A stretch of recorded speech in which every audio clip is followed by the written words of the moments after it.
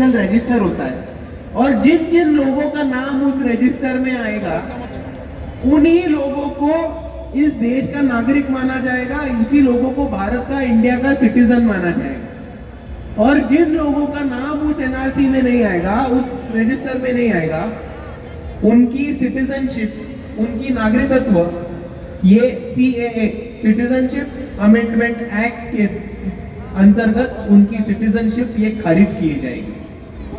अभी एनआरसी में आपको आपका नाम लाना है तो आपको एक डॉक्यूमेंट देना पड़ेगा, एक कागज साबित करना पड़ेगा कि हम जिस जमीन पे रह रहे हैं या हम जिस जमीन पर काम कर रहे हैं, जो जमीन हम कस रहे हैं, वो जमीन 3 पीढ़ियों से हमारे पास है या हम 3 पीढ़ियों से उसी जमीन पर रहते आए।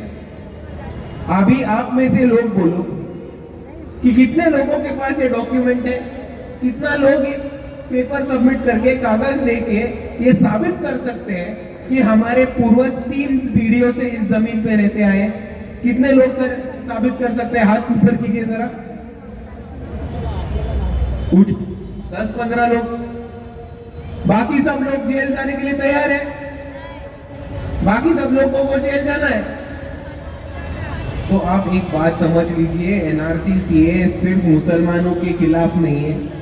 जो कोई यहाँ पे 3 पीढ़ियों से हमारे पूर्वज इस जमीन पर जी रहे हैं या काम कर रहे हैं, वो साबित नहीं कर सकते, उन सभी को एनआरसी के अंतर्गत इस देश से बाहर निकाला जाएगा या आसाम में बने हुए डिटेंशन सेंटर में उसमें जाना पड़ेगा। अभी ये सिर्फ मुसलमानों के खिलाफ का कानून नहीं है, तो ये तमाम वंचितों के खिलाफ, दलितों के खिलाफ, आदिवासियों के खिलाफ, यहाँ के भटके विमुक्तों के खिलाफ, धनगरों के खिलाफ, आदिवासियों के खिलाफ और सारे तमाम वंचित और पिछड़ों के खिलाफ ये कानून है।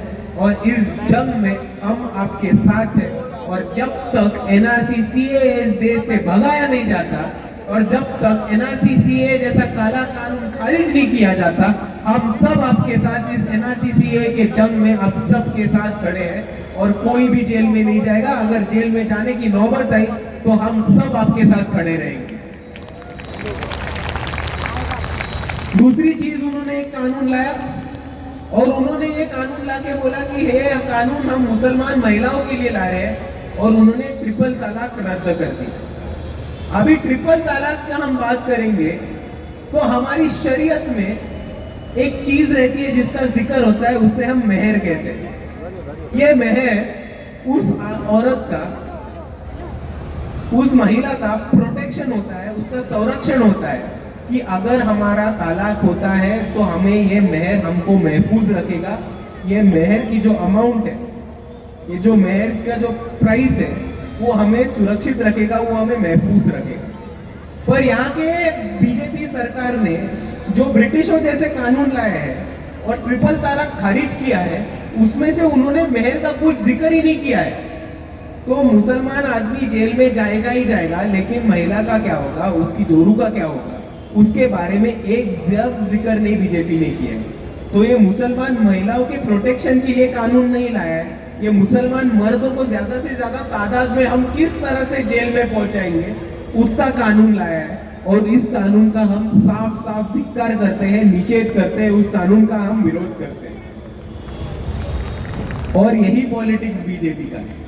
बीजेपी 2014 से मुसलमानों के सोशल एक्सक्लूजन का, मुसलमानों को सत्ता से बाहर रखने का और इस देश से बाहर निकालने का पॉलिटिक्स चला रहे हैं, राजकारण कर रहे हैं, और उसके खिलाफ हम लड़ते हैं। पर एक आप बात समझ लीजिए कि अगर किसी कौम का, अगर किसी मजहब का, अगर किसी समाज की आपको तरक्की रोकनी हो तो आपके सामने एक सिंपल सॉल्यूशन है, एक सिंपल ऑप्शन है।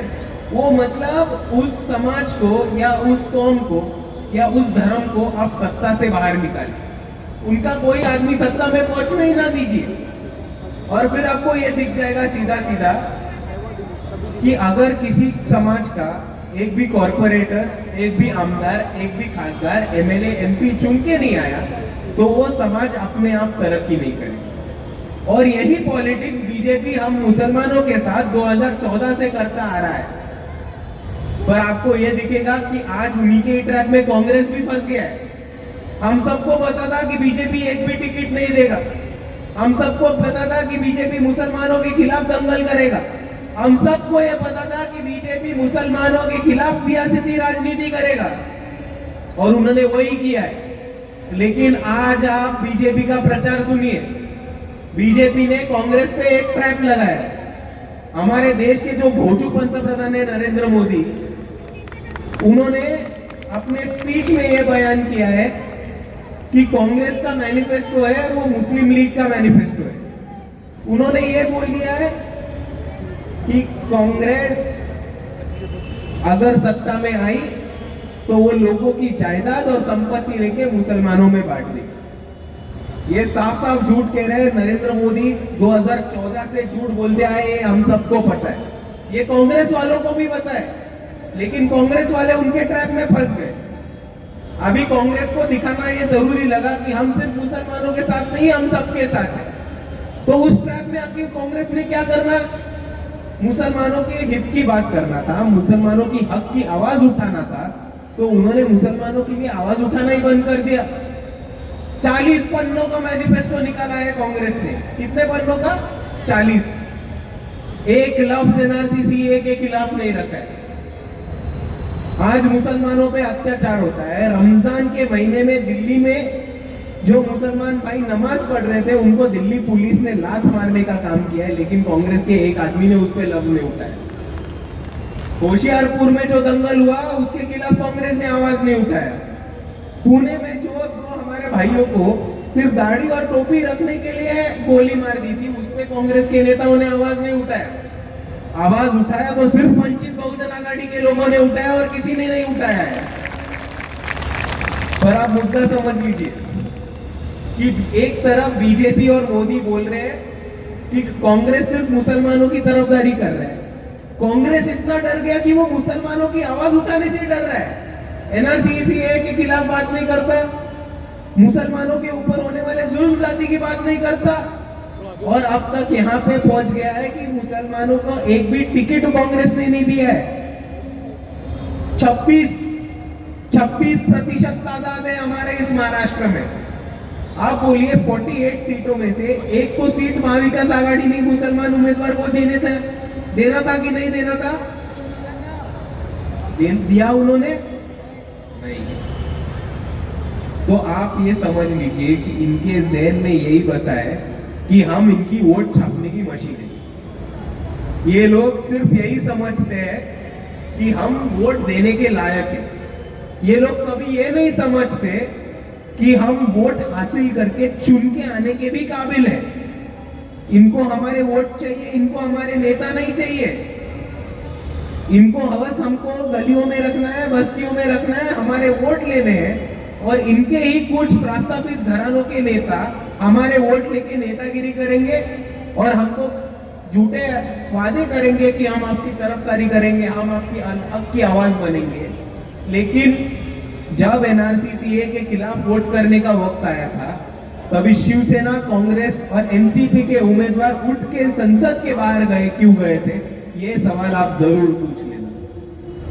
आप देख लीजिए, महाराष्ट्र में हमारी तादाद कितनी है? 26%, 26%। आज हायर एजुकेशन में 15% से भी ज्यादा आगे मुसलमान नहीं, 10% से ज्यादा आगे अच्छे हायर क्वालिटी जॉब्स में नहीं है। इंजीनियर हो, डॉक्टर हो, आईटी प्रोफेशनल हो, वकील हो, टीचर हो, प्रोफेसर हो, उसमें 10% से भी ज्यादा आगे नहीं है हम। 5% से ज्यादा हमारे नौजवानों के पास या हमारे कौम के लोगों के पास सरकारी नौकरियां नहीं है, लेकिन जेलों में 40% से ज्यादा हम हैं। और इसी हालत में यहाँ की कांग्रेस ने हमें, यहाँ के महाविकास आघाड़ी ने और यहाँ के महायुति ने हमें एक भी टिकट नहीं दिया है, एक भी उम्मीदवार नहीं दिया है। और ऐसी हालत में हमें ज्यादा से ज्यादा टिकट मिलना चाहिए था, हमारे से ज्यादा नुमाइंदे चुन के आने थे, और हम संसद में जाके हमारी खुद की हक की आवाज बोल के यहाँ के मोदी के आंखों में आंख डाल के हम लड़ सकते थे। लेकिन हमारा लड़ने का रास्ता भी आके कांग्रेस ने बंद कर दिया है। ये आप समझ गए। दूसरी तरफ आप देख लो कि जब भी जहां भी मुसलमानों के ऊपर जुल्म जाती अत्याचार हुआ है, तभी एक आदमी, एक पार्टी हमेशा हमारे लिए खड़ी रही है, वो है बाला साहब अम्बेडकर और वंचित बहुजन आघाड़ी। मोहम्मद अखलाक का मॉब लिंचिंग हो, पहलू खान का मॉब लिंचिंग हो, हमारी आसिफा पे हुए कश्मीर का कांड हो, उसी तरह रमजान के महीने में दिल्ली में जो नमाज पढ़ रहे थे उनको दिल्ली पुलिस ने लात मारने का काम हो, पूना में हुए हमारे भाइयों पे शूटिंग का काम हो,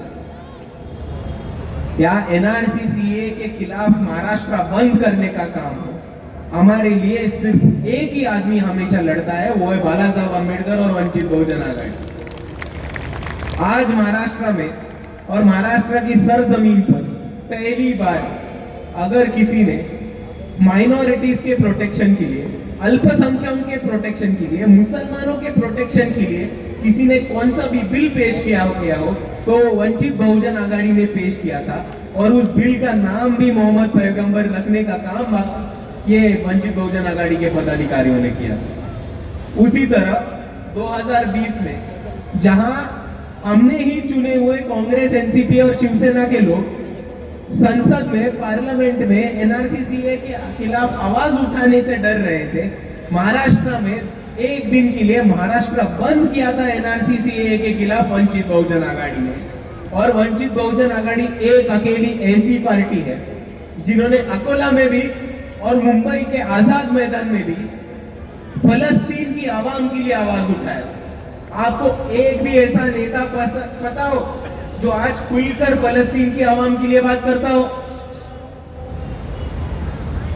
बाला साहब अम्बेडकर और वंचित बहुजन आघाड़ी, दौलत खान साहब थे, अबुल भाई खान साहब थे, उन्होंने आजाद मैदान में एक बड़ा मोर्चा निकाला, बड़े तादाद में लोग आए और उन्होंने दुआ मांगी किस लिए?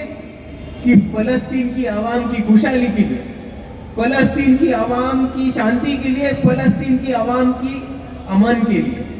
और ये काम सिर्फ और सिर्फ वंचित बहुजन आघाड़ी करती आ रही है।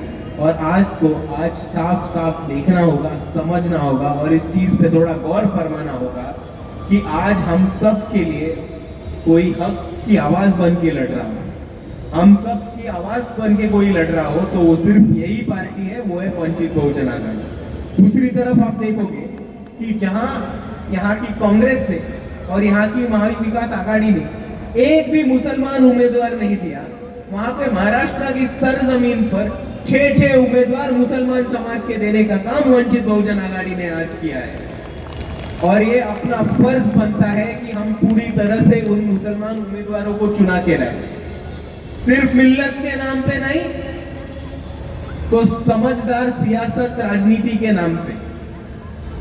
क्योंकि आप एक चीज जान लीजिए, एक चीज पे आप गौर फरमाइए कि अगर आपने अभी मुसलमान उम्मीदवारों को वोट नहीं दिया तो आगे जाके, आज लोकसभा के लिए नहीं दिया उम्मीदवार, कल जाके विधानसभा के लिए मुसलमान उम्मीदवार नहीं देंगे, और परसों जाके कॉर्पोरेटर के लिए भी मुसलमान उम्मीदवार को नहीं टिकट देंगे।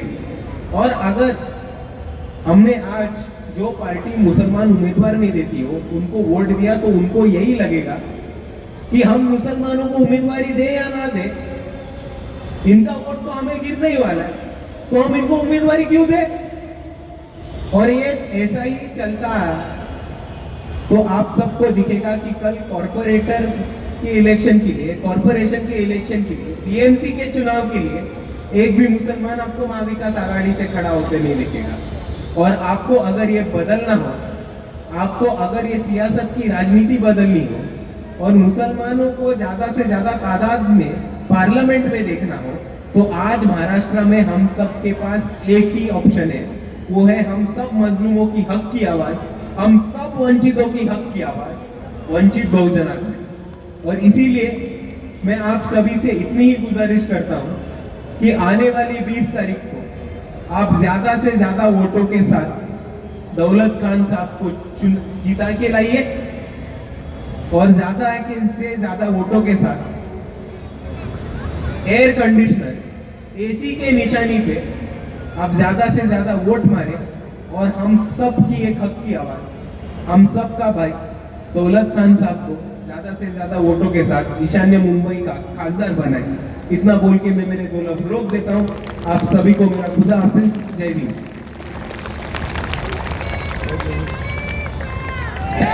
वंचित बहुजन आघाडीचं, वंचित बहुजन आघाडीचं सुजात दादा आप आगे बढ़ो, सुजात दादा आप आगे बढ़ो।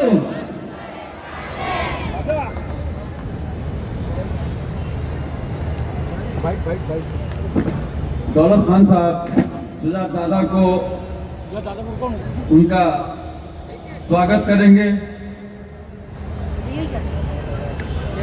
मेरी गुजारिश है माननीय दौलत खान साहब से कि वो सुजात दादा की का स्वागत करें, इस्तकबाल करें।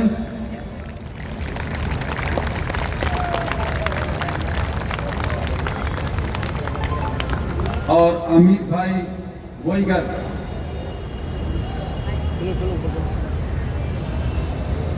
सुजात दादा अगली सभा में जाने वाले हैं, इसलिए उन्होंने अपनी बात आपके सामने रखी है। आपका स्वागत हमारे इलाके के मशहूर जनाब दौलत खान साहब ने किया। एक बार आप लोग मिल के नारा लगा दें, वंचित बहुजन आघाडीच्या सुजात दादा आगे बढ़ो, दौलत खान आगे बढ़ो, दौलत खान आगे बढ़ो।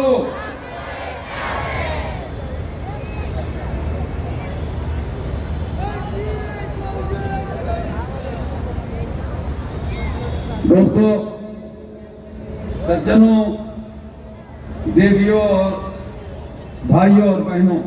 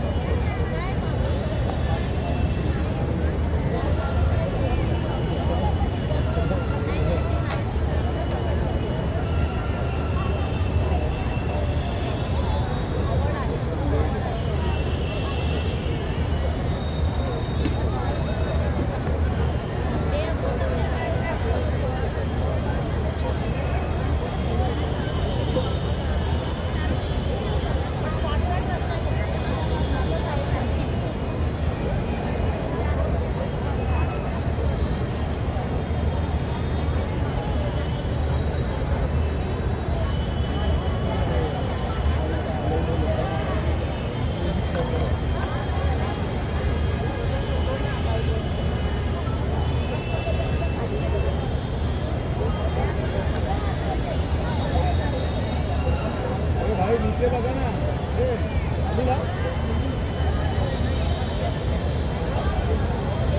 ये अली लाओ, पूर्ण लागेल, अली लाओ, अली लावा, नीचे लगाओ, हाँ ऊपर, हाँ बस पूरा चिपका दो चारों बाजू।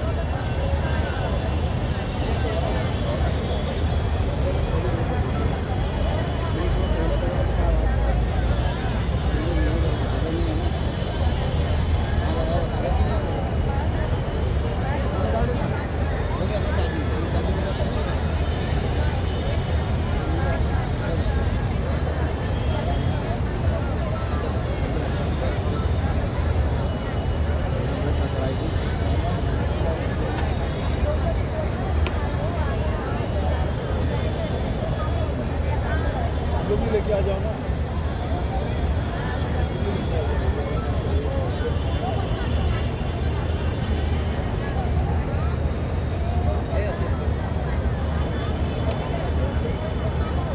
अच्छा लगा आसिफ।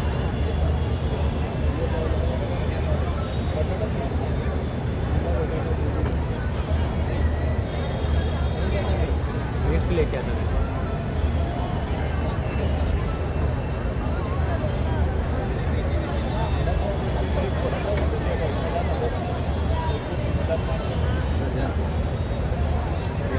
बढ़िया पाए, बढ़िया मिक्स लेके मैं जल्दी जा, सोच मत, हाथ दे।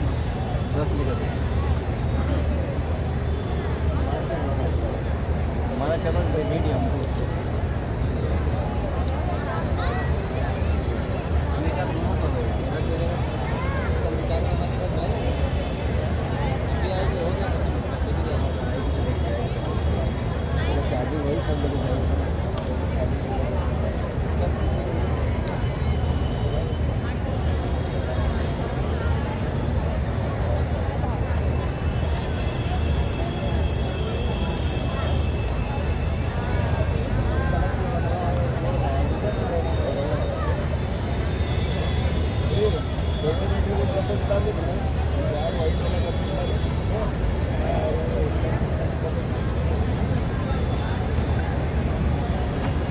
एक जगह का पहला कर लो,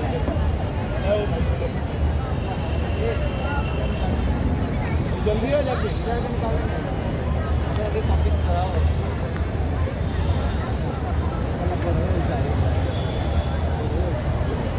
रोड कैसे हिलेगा, सब हिलना चाहिए।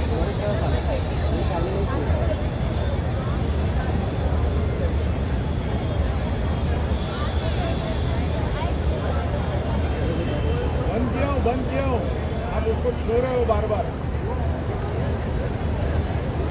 उनका हो गया, खत्म हो गया।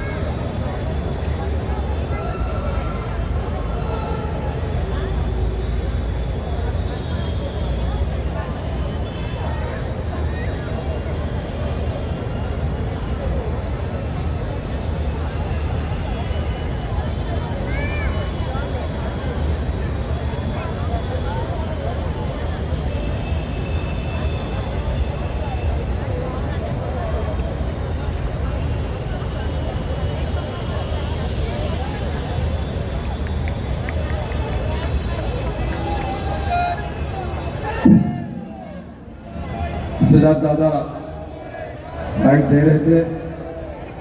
सबसे पहले मैं आग्रह करूंगा, निवेदन करूंगा, जितने भी तालुका अध्यक्ष यहाँ पे बैठे हुए हैं वो डाइस पे आ जाएं। जहाँ जहाँ से भी तालुका अध्यक्ष यहाँ पे आए हैं उनसे आग्रह है, वंचित बहुजन आघाडीचा वंचित बहुजन आघाडीचा जीतेगा कौन?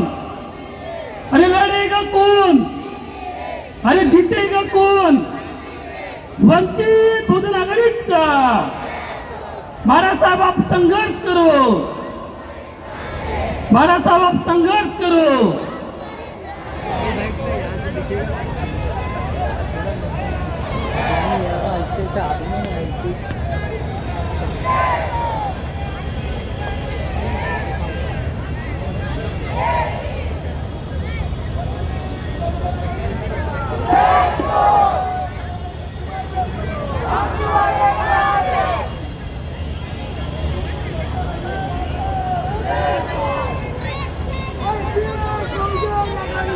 देवियों और सज्जनों, भाइयों और बहनों, हमारे बीच गरीबों के मसीहा हर दिल अजीज वंचित बहुजन अघाड़ी के राष्ट्रीय अध्यक्ष जनाब प्रकाश अंबेडकर साहब आ चुके हैं।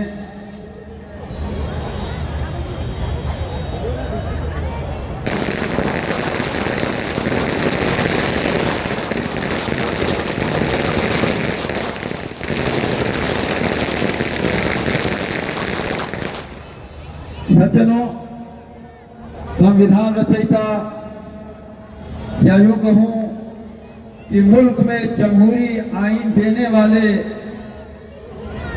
डॉक्टर भीमराव बाबा साहब अम्बेडकर के पोते यहाँ पे मौजूद हैं। जिन्होंने हमें दुनिया का सबसे ताकतवर संविधान दिया है, जिसके तहत सभी जात धर्म को अपनी मजहबी रसूमात और अकायद पर आजादाना तौर पर अमल करने की इजाजत है। वहीं आजादी के बाद से कुछ समाज के दुश्मन ताकतें ऐसी भी हैं जो अपने फायदे के लिए, अपने जाती मफाद के लिए, अपने सियासी फायदे के लिए मजहबी मुनाफरत के एजेंडे पर काम कर रही हैं। यानी वो धार्मिक लड़ाई लगाने की कोशिश कर रही है।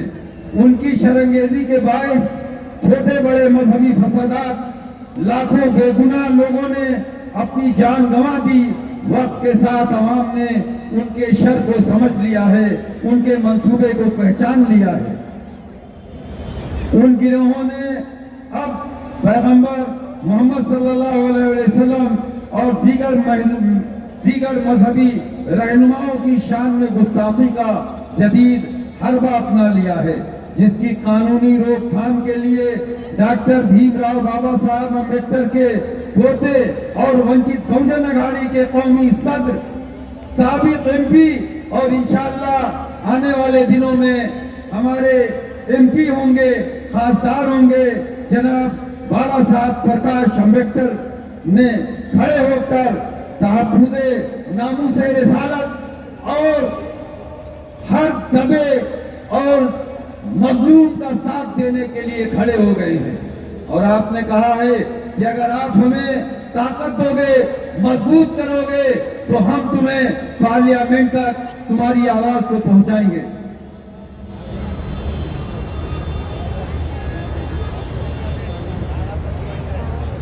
बस दो बात कह के मैं मेहनती, कर्मठ, गरीबों के मसीहा, हर दिल अजीज गोवंडी शिवाजी नगर के दिल की धड़कन, आपके हमारे परिचित नेता जनाब दौलत भाई खान साहब से, जो वंचित बहुजन अघाड़ी के लोकसभा के उम्मीदवार हैं, उनसे गुजारिश करूंगा कि वो आए और अपने दिल की बातें आपके सामने रखें।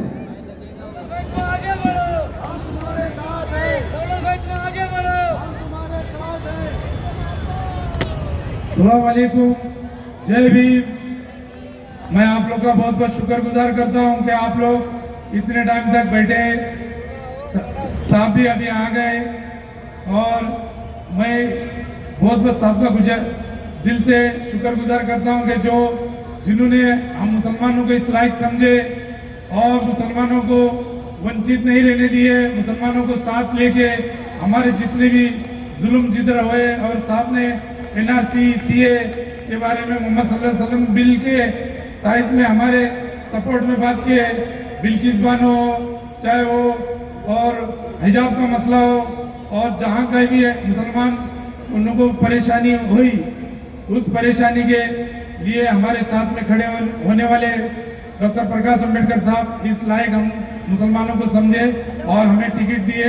और मैं उनका भी दिल से शुक्रगुजार करता हूं कि जितने भी जुल्म होते हैं तो सिर्फ एक ही आवाज उठती है, डॉक्टर प्रकाश अम्बेडकर साहब।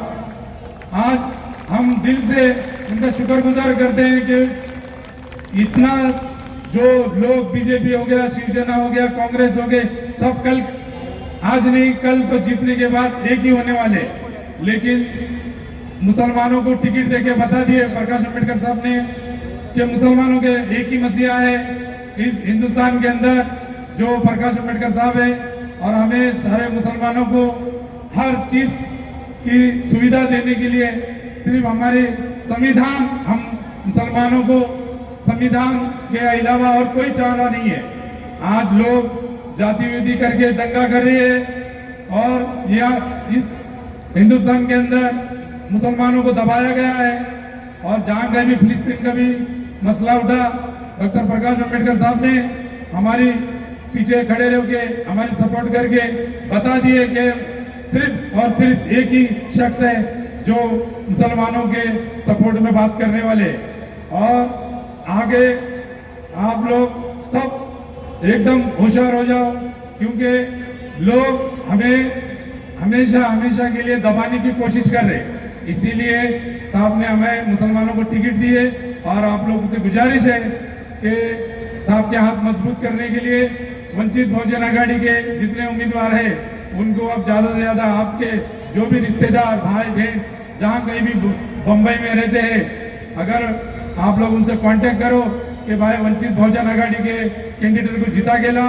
और ज्यादा से ज्यादा उनको वोट की जितना हो सकता है उतना, और मेरी निशानी है ये एयर कंडीशन है, आप लोग से गुजारिश है कि आप लोग ज्यादा से ज्यादा मुझे वोट कीजिए, तो शुक्रिया करता हूँ। जय हिंद।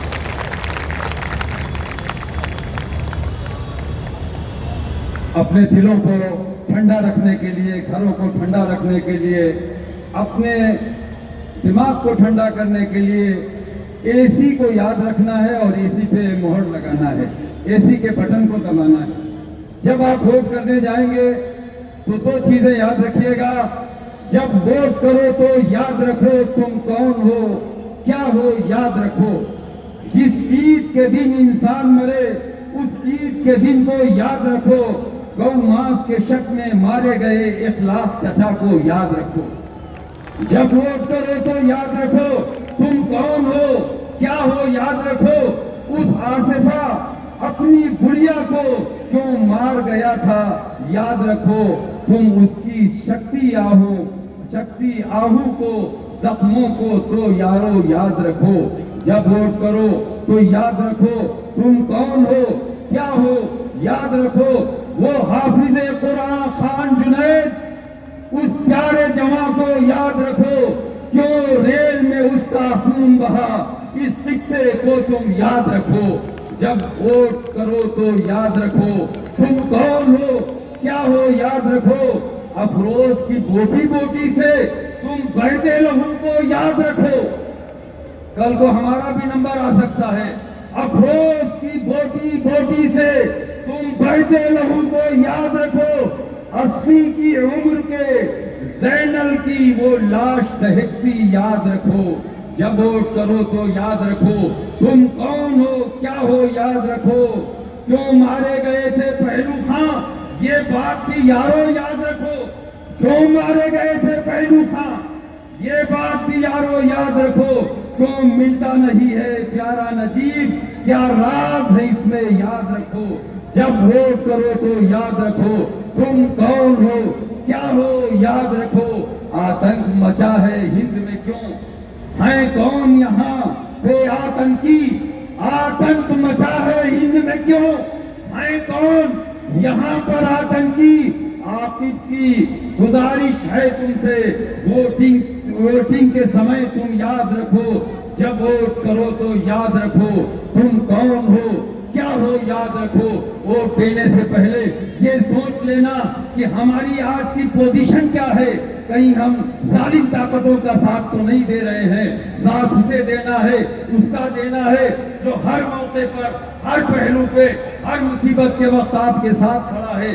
चाहे वो इबादत गाहों का मसला हो, चाहे वो फिलिस्तीन का मसला हो, चाहे वो तहफ्फुज़े नामूस रिसालत का मसला हो, चाहे NRCC का मसला हो, चाहे 5% मुसलमान रिजर्वेशन का मसला हो, चाहे मसाजिद और मदारिस से वाबस्ता उलमाए कराम की सरकारी तनख्वाहों का मसला हो, चाहे हिजाब का पर्दे का मसला हो, अगर कोई बोला है तो यही वंचित का दहाड़ता हुआ शेर प्रकाश अम्बेडकर साहब बोले।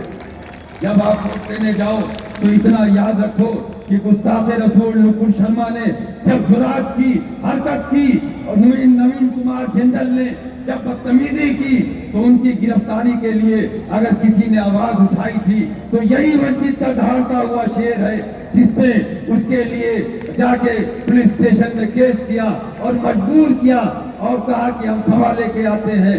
उन्होंने कहा कि आप हमें वक्त दे, समय दे, ज्यादा वक्त नहीं है। बस दो जुमले साहब के लिए कहूंगा और इन्हीं जुमलों के साथ, इन्हीं शेरों के साथ साहब को आपके सामने करूंगा कि उठो उठो कि कहीं दूर चल के दम लेंगे। जहां जहां तक आवाज जाती है इस मीडिया से डायरेक्ट टेलीकास्ट हो रहा है, सुन लीजिए। पूरे जो भी वोट का हक रखते हैं कि उठो उठो कि कहीं दूर चल के दम लेंगे, बढ़ो की जुल्म के तूफान में पल के दम लेंगे, गिरेंगे गिर के उठेंगे, संभल के दम लेंगे, मिजाजे गर्दिशे दौरा बदल के दम लेंगे। और इन्हीं के साथ मैं गुजारिश करूंगा, गरीबों के मसीहा हमारे और आपके रहनुमा राष्ट्रीय अध्यक्ष वंचित बहुजन अघाड़ी प्रकाश बाला साहब अम्बेडकर से क्यों आए और अपनी बात।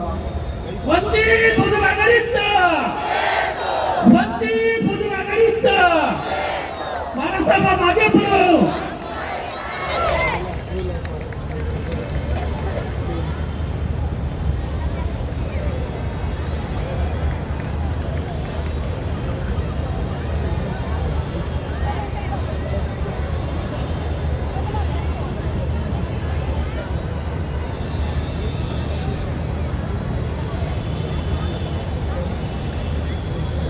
दौलत खानच्या असणाऱ्या प्रचाराला मी या ठिकाणी उपस्थित आहे। मला माहिती आहे माझ्या अगोदरच्या वक्त्यांनी वेळ घेतला आहे आणि माझ्याकडे असताना फक्त 15 मिनिटं आहेत याची मला जाणीव आहे आणि म्हणून मी असणाऱ्या या ठिकाणी सरळ सरळ मुद्द्यावरती येणार आहे।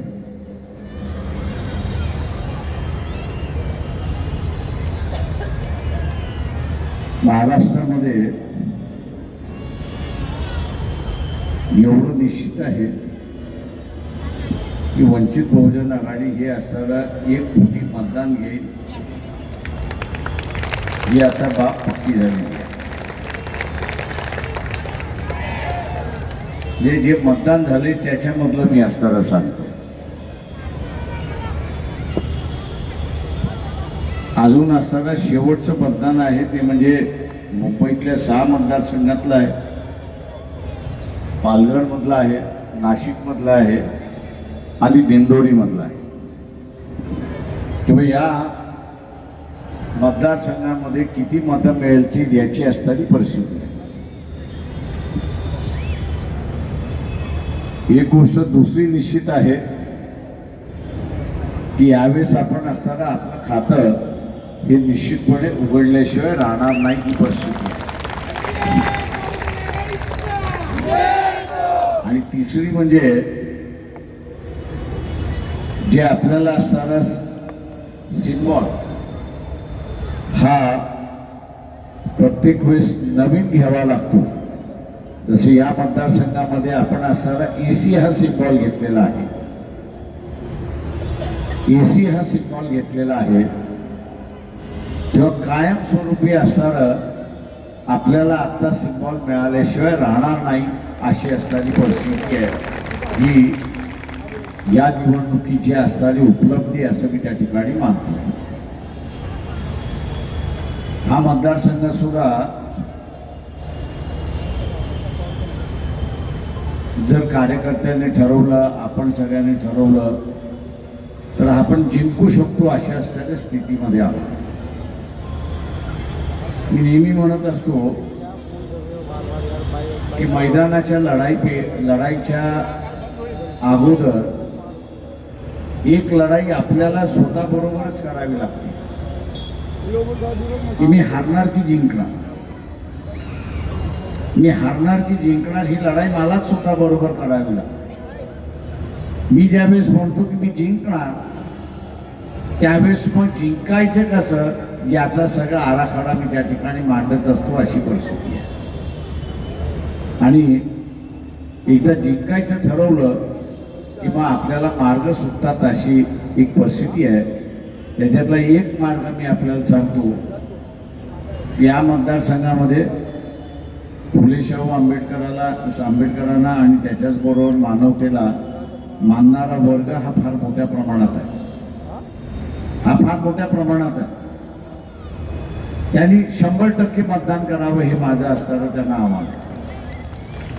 त्यांनी 100% मतदान करावं आणि तेही मतदान करत असताना त्यांनी एसीच्या समोरच्या बटनाला एसीचं बटन दाबून त्यांनी दौलत खान यांना त्यांना असताना मतदान द्यावं हे आव्हान या ठिकाणी करतो.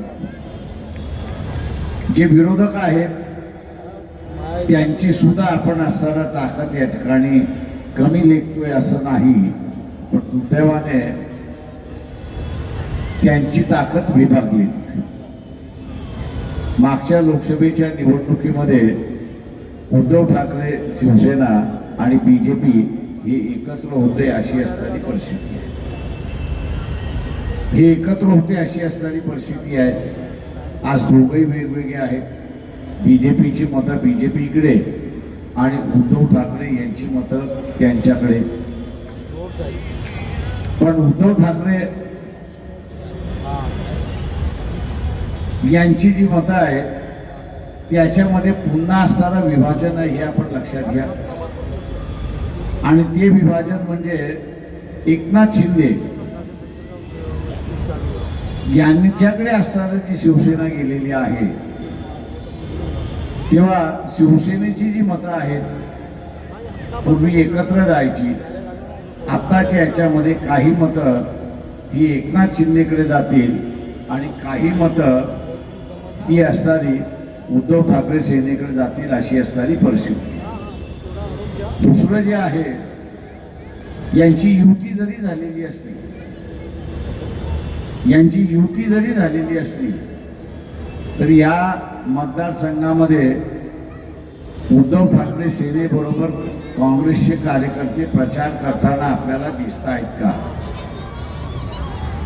मला तरी कुठे दिसलेले नाही. उद्या असताना फक्त एक नौटंकी होणार आहे, ज्याला तमाशा मी असताना म्हणतो की हे आम्ही तिघं एकत्र आहोत हे दाखवण्यासाठी टीका केल्यानंतर शेवटची एक सभा त्यांची उद्या मला वाटतं मुंबईमध्ये आहे असं मी कुठेतरी ऐकतोय. ही नौटंकी आहे. गळ्यात गळा काय घालतील, रडगाणं काय करतील, आनाभक्का काय घेतील. पण ते आनाभक्का असणाऱ्या मतदारसंघामध्ये दिसल्या पाहिजेत. आनाभाका तिथे दिसत नाही. मी असताना काँग्रेसवाल्यांना ज्यावेळेस विचारलं, अरे बाबा तुम्ही त्या शिवसेनेच्या उमेदवाराचा प्रचार करत नाही, तर ते काँग्रेसवाले म्हटले, प्रकाशराव प्रचार करून काय उपयोग आहे, ते काय आपल्याबरोबर राहणार नाही, ते आपल्याबरोबर राहणार नाही. ते असताना उद्या भारतीय जनता पक्षाबरोबर जातीलच आणि भारतीय जनता पक्षाबरोबर जातील आणि नरेंद्र मोदी यांनी असं सांगितलंच आहे की उद्धवना ज्या ज्या वेळेस मदत लागेल त्या त्यावेळेस मी मदत द्यायला तयार आहे. त्याच्यामुळे सांगगाठ झाली आहे. त्याच्यामुळे आम्ही असं त्यांचं काम करणार नाही अशी असणारी परिस्थिती आहे. अशी असणारी परिस्थिती त्या ठिकाणी दिसते. त्याच्यामुळे काँग्रेसवाले जे आहेत ते घरी बसले, त्या घरी बसलेल्या काँग्रेसवाल्यांना म्हणतो की मी वाटाघाटीच्या वेळेसच आपल्याला सांगत होतो की आपला सँडविच झाल्याशिवाय राहणार नाही हे लक्षात घ्या. एका बाजूला NCP आणि दुसऱ्या बाजूला शिवसेना म्हणजे उद्धव ठाकरेंची शिवसेना हे असताना आपल्याला सँडविच गेल्याशिवाय राहणार नाही आणि तीच अवस्था आपल्याला या ठिकाणी दिसते अशी असणारी परिस्थिती आहे. काँग्रेसवाल्यांना मी आवाहन करतोय, आपण दौलत खानला मदत करा. विधानसभेच्या निवडणुकीमध्ये आपण एकत्र लढू हे आश्वासन मी आपल्याला असताना या ठिकाणी देतो. हे आश्वासन मी आपल्याला या ठिकाणी देतो की आपण विधानसभा एकत्र लढू. मला काही काँग्रेसवाले म्हणतात आम्हाला आता काहीच राहिलेलं कामच राहिलेलं नाहीये, म्हणून त्यांना सर म्हणतो की तुम्हाला काम राहिलेलं, तुम्हाला भरपूर काम राहिलेलं आहे. वंचित बहुजन आघाडीच्या उमेदवाराचा तुम्ही घर बसल्या वस्त्यांमध्ये जसं जमेल तसा असताना प्रचार करा, असं आपण त्या ठिकाणी सांगतोय. अशी असणारी परिस्थिती आहे. दुसरं जे आहे या ठिकाणी सगळ्यात महत्वाचं आणि ते म्हणजे मुस्लिम समाजाचं आहे. मुस्लिम समाज असा म्हणतोय की 21 राज्यामध्ये आम्हाला असणारा काँग्रेस पक्षाने एकही उमेदवार दिलेला नाही, एकही उमेदवार दिलेला नाही असं म्हणून त्या ठिकाणी सांगतात. त्यांचं म्हणणं बरोबर आहे की काँग्रेसवाल्यांनी उमेदवारी दिली नाही, एनसीपी वाल्यांनी दिली नाही आणि उद्धव ठाकरे तर देणारच नाही अशी असणारी परिस्थिती आहे. त्यांना पण मुस्लिम समाजाचा उमेदवार हा वंचित बहुजन आघाडीने उभा केला आहे, हे असताना मुस्लिम समाजाने पहिल्यांदा लक्षात घेतलं पाहिजे. याच मतदारसंघामध्ये मी मगाशी असताना गणित आपल्याला सांगितलं की यांची मतं विभागलेली आहे. भले मागच्या वेळेस यांना असताना 4 लाख मतं मिळाली असतील, 5 लाख मतं मिळाली असतील, पण आज ती 5 लाख मतं शिल्लक नाही आहेत. त्याच्यापैकी 1.5 लाख 2 लाख मतं दुसरी घेऊन गेलेत. यांच्याकडे असताना फक्त 3 लाख आहेत. अशी असताना परिस्थिती. मी इथल्या असणाऱ्या मुस्लिम बांधवांना सांगू इच्छितो की वंचित बहुजन आघाडी हा असताना मानवतेचा लढा उभा करतं, त्याच्या मानवतेच्या प्रश्नावरती कायमस्वरूपी लढत राहणार याच्याबद्दल दुमत नाही. पण सगळ्यात मोठा असणारा धोका आहे हे आपण असताना लक्षात घ्या. मुस्लिम समाजाने इथला असताना लक्षात घेतलं पाहिजे की दौलत खान यांच्या असणाऱ्या आज पेटीमध्ये 2.25 लाख मतं वंचित बहुजन आघाडीची पडलेली आहेत असं आपण गृहीत धरा. ही जाणार नाही कुठे, पक्षालाच मिळतील. 2.25 लाख मतं आहे. जिंकायला किती लागणार आहे? 2 लाख मतं अजून लागतील. या मतदारसंघामध्ये मुस्लिम समाज हा जो आहे हा 3-3.25 लाखाचा मतदान आहे अशी असणारी परिस्थिती आहे. इथे जो मुस्लिम समूह असं म्हणतोय की आम्हाला असताना बीजेपी हरवायची, वंचित बहुजन आघाडी म्हणते की आम्हाला सुद्धा बीजेपी हरवायची. वंचित बहुजन आघाडीच्या असणाऱ्या पेटीमध्ये 2.25 लाख मत आहे. भारतीय जनता पक्षाच्या पेटीमध्ये सुद्धा तेवढीच मत आहे. पण ज्या शिवसेनेचा आपण असताना विचार करताय, ज्या शिवसेनेचा असताना प्रचार चाललेला आहे, मी असताना मुस्लिम समाजाला असताना विचारतो की त्यांच्या पेटीमध्ये तेवढी मतं आहेत का ही आपण पहिल्यांदा बघा. का त्यांची मतं याच्यावरती दोघांनी डरला मार आणि ते जॉईंटली मारले. आणि तो जॉईंटली मारणारे कोण आहेत तर भारतीय जनता पक्ष आणि एकनाथ शिंदेचा शिवसेना. म्हणजे या दोघांनी शिवसेनेच्या मतावरती डल्ला मारलाय. काही मतं त्यांनी त्यांच्याकडे वळवलेली आहेत. त्याच्यामुळे आज कितीही सेना म्हणत असली की आम्ही असणारा ताकदवार आहोत, 2019ची ताकद आज त्यांची राहिलेली नाही हे आपण असणारा लक्षात. 2019ची ताकद राहिली नाही. आणि म्हणून मुस्लिम समुदायाने हा विचार केला पाहिजे की प्रत्येक वेळेस आमचं कोणी त्या सभागृहामध्ये जात नाही, आमचं सभागृहामध्ये कोणी जात नाही हे त्यांची असणारी खंत असते. आणि ती खंत बरोबर आहे असं मी त्या ठिकाणी मानतोय. आज असताना मुस्लिम समाजाला स्वतःचा माणूस पाठवण्याची संधी आलेली आहे. तुम्ही दौलत खानला स्वीकारणार आहात की नाही हा खरा प्रश्न आहे. त्याच्याला दुसरा महत्वाचा प्रश्न आहे, बीजेपीला हरवायचं आहे मान्य ना. लोकसभेमध्ये किती जागा आहेत तर 543 जागा आहेत. एक नॉमिनेशन म्हणजे 44 होते. या 543 जागेपैकी आपण फक्त असणाऱ्या 4 जागेंवरती या ठिकाणी अल्पसंख्याकांचे उमेदवार उभे केलेत. 4 ठिकाणी आपण असणारा उभे केलेले आहेत. 544 मधनं 4 वजा केली राहतात 500. मी मुस्लिम समाजाला असणारा आवाहन करतोय की जे जे आपल्याला सांगत येतील की आपल्याला असणारा भारतीय जनता पक्षाला हरवायचं आहे, त्यांना निश्चितपणा की हरवायचं आहे, पण ते हरवण्याचं काम तुम्ही 540 मतदारसंघामध्ये करा. त्या 540 मतदारसंघामध्ये हा मतदारसंघ येत नाही. याचं कारण की ह्या मतदारसंघामध्ये एक मुस्लिम उमेदवार उभा आहे आणि तो मुस्लिम उमेदवार उद्याचा निवडून गेला पाहिजे आणि म्हणून आम्ही असणारा आमचं मत असणारा दौलत खानलाच त्या ठिकाणी देणार. ही मुसलमानांनी खोंगाट बांधली पाहिजे.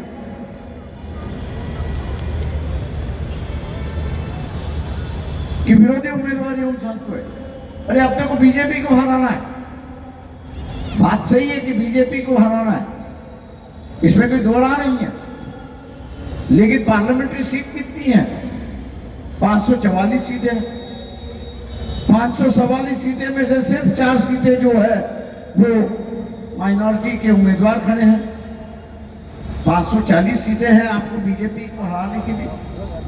मुसलमानों ने अपनी जहन बनानी चाहिए कि आप कहना चाहिए कि 500 सीटें हैं कि जहां पर आप बीजेपी को हरा सकते हैं. ये 4 सीटें हैं, समाज का उम्मीदवार है और इसलिए समाज का उम्मीदवार होने की वजह से अपना उम्मीदवार खड़ा है और इसलिए हम अपने ही उम्मीदवार को वोट देंगे, जिताएंगे और उसको पार्लियामेंट में भेजेंगे. ये हम लोग की मंशा है और इसका हम लोग ने प्रचार प्रसार कर.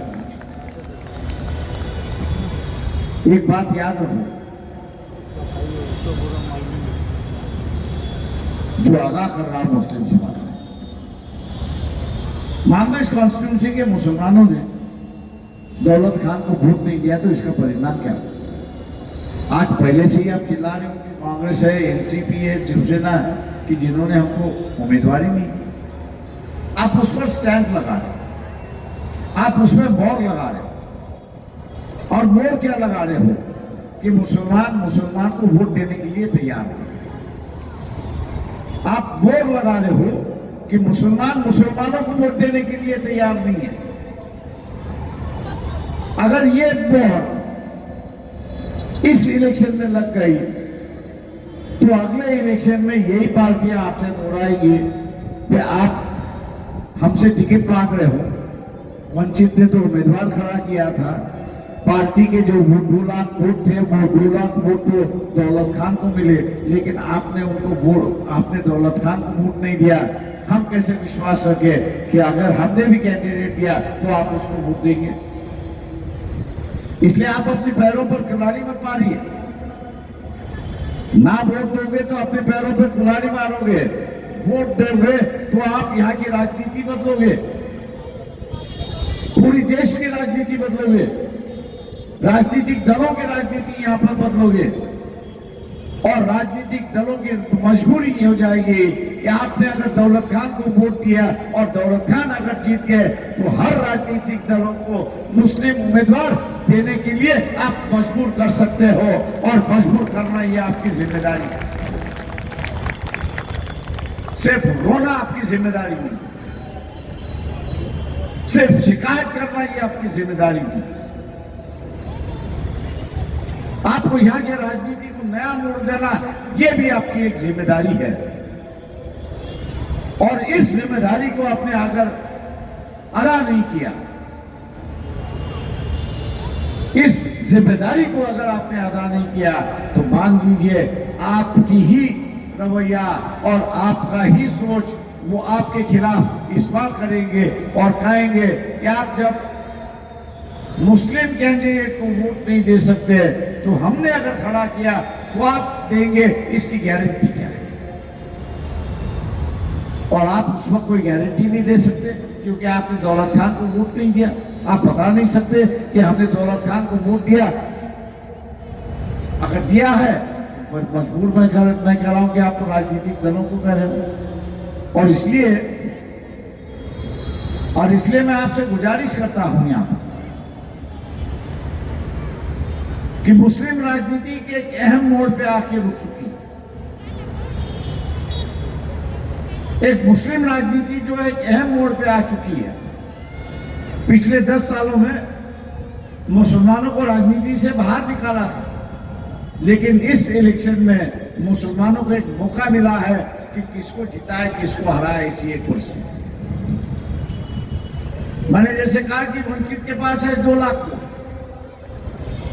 शिवसेना जो है उनके पास भी वोट है, मैं ऐसा नहीं कह रहा हूं कि नहीं है, लेकिन शिवसेना जीत गई तो बीजेपी के साथ जाएगी, वंचित आघाड़ी यहां पर रहेगी तो वो आपके साथ रहेगी। ऐसी एक परिस्थिति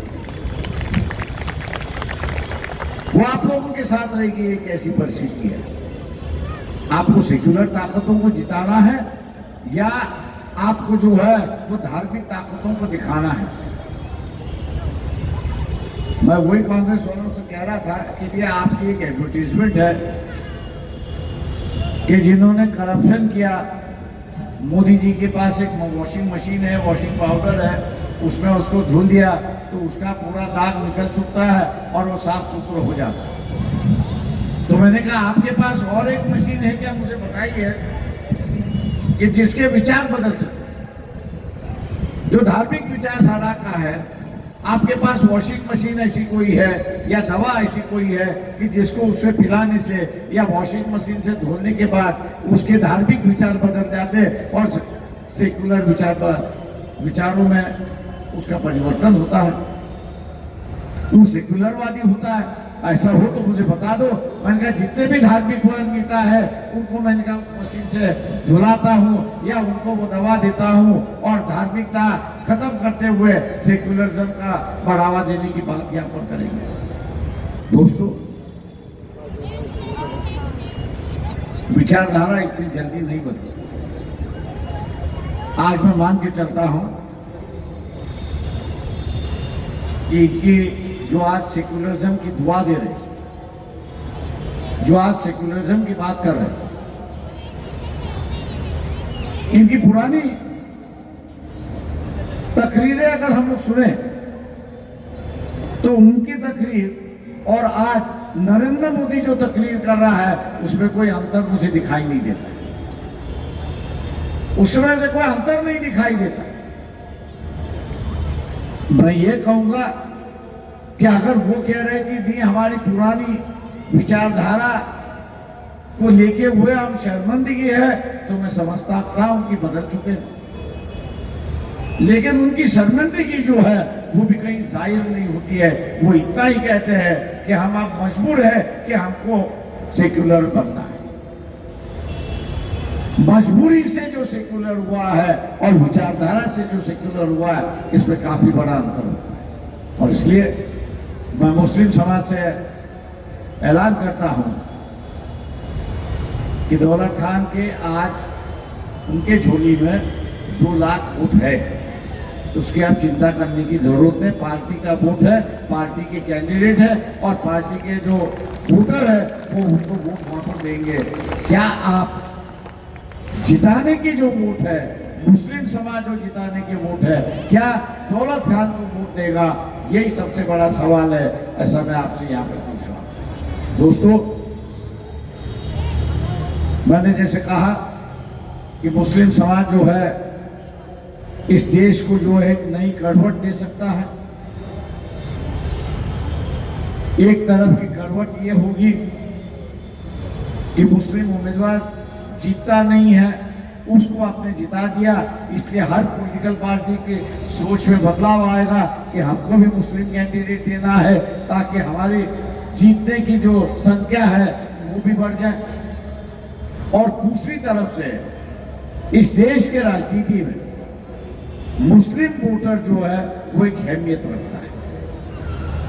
किसको जिताना और किसको हराना, किसको जिताना और किसको हराना, ये आपके हाथ में है। आपने सेना को वोट दिया तो दौलत खान को हराया और दौलत खान को आपने वोट दिया तो सेना को हराया। ये ताकत आप दोबारा दिखा सकते हो ये सीए कर सकते। और इसलिए अपनी ताकत का सही इस्तेमाल, अपनी ताकत का सही दिशा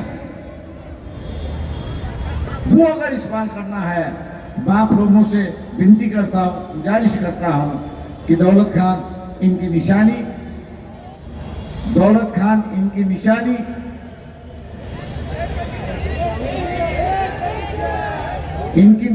एयर कंडीशन है।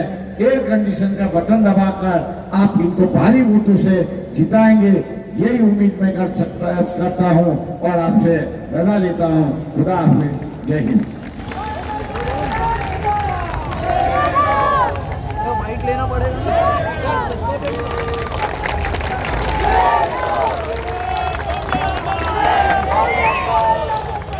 आमची पदनागरीच मोहन भाई आप आगे बढ़ो। दौलत भाई